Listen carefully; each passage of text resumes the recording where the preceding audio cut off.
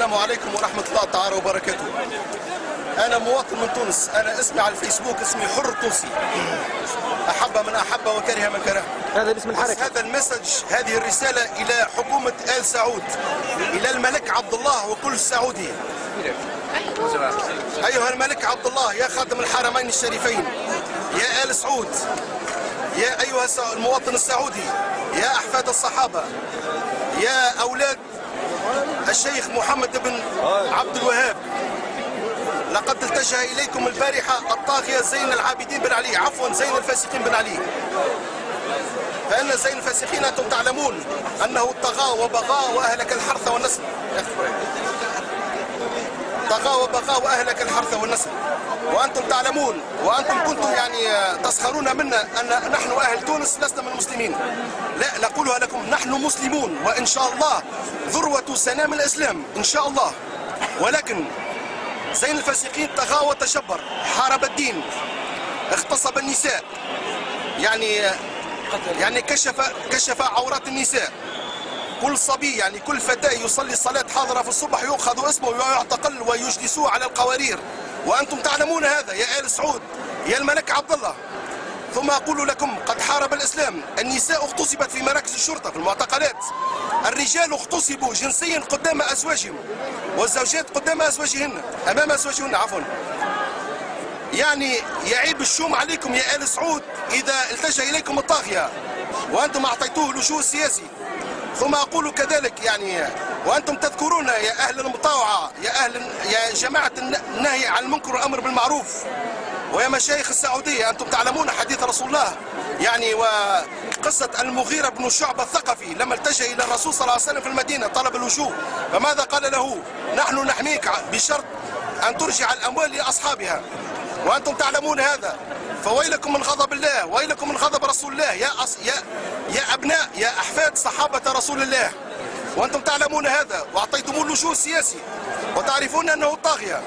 لقد ضرب الطبقة المثقفة بتونس. يا رسول الله في غزة اليهود يضربون بالخرطوش المطاطي، في تونس البوليس يضرب يضرب مسلم بالخرطوش الحي، مش في الرجلين، في الصدر وفي الراس. ضربوا الطبقة المثقفة، ضربوا الناس، انتهكوا حرمات الناس. ثم أقول لكم كذلك يا آل سعود، يا عيب الشوم عليكم إذا قبلتموه عندكم، يا عيب الشوم عليكم، كل العرب ينظرون إليكم، يا عيب الشوم عليكم. هذا عار، هذا خزي لكم يا مهد العروبة ويا مهد الإسلام ويا خادم الحرمين الشريفين.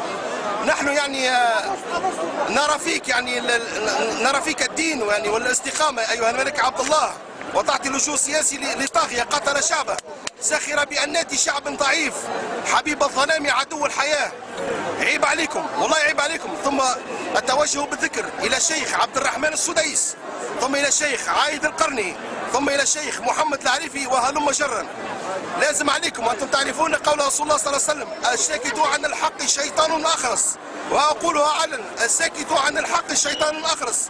عيب عليكم، حرام عليكم، لازم تاخذوا موقف، لازم تتكلموا، لازم تقولوا له برا السعودية، اطردوه من دياركم، اطردوه.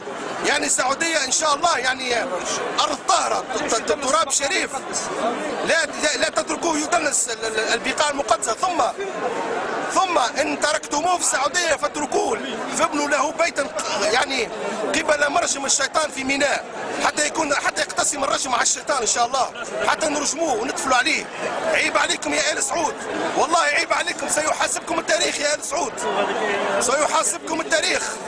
وكيف ينضحك علينا، وكيف يقبلها على نفسه عربي، وحنا النشامة رجال السيف رجال الحق من سلالة نبي، مش من سلالة كلاب، من سلالة نبي. عيب عليكم يا آل سعود، لازم تاخذوا موقف. تكلموا يا أهل السعودية، تكلموا، اطردوه، اضربوه، اقيموا عليه الحد.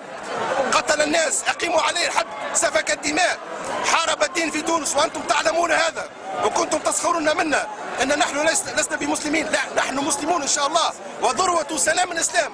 اتخذوا موقف. أقول قولي هذا واستغفر الله لي ولكم فاستغفروه. ستذكرون ما أقول والله شاهد بذلك.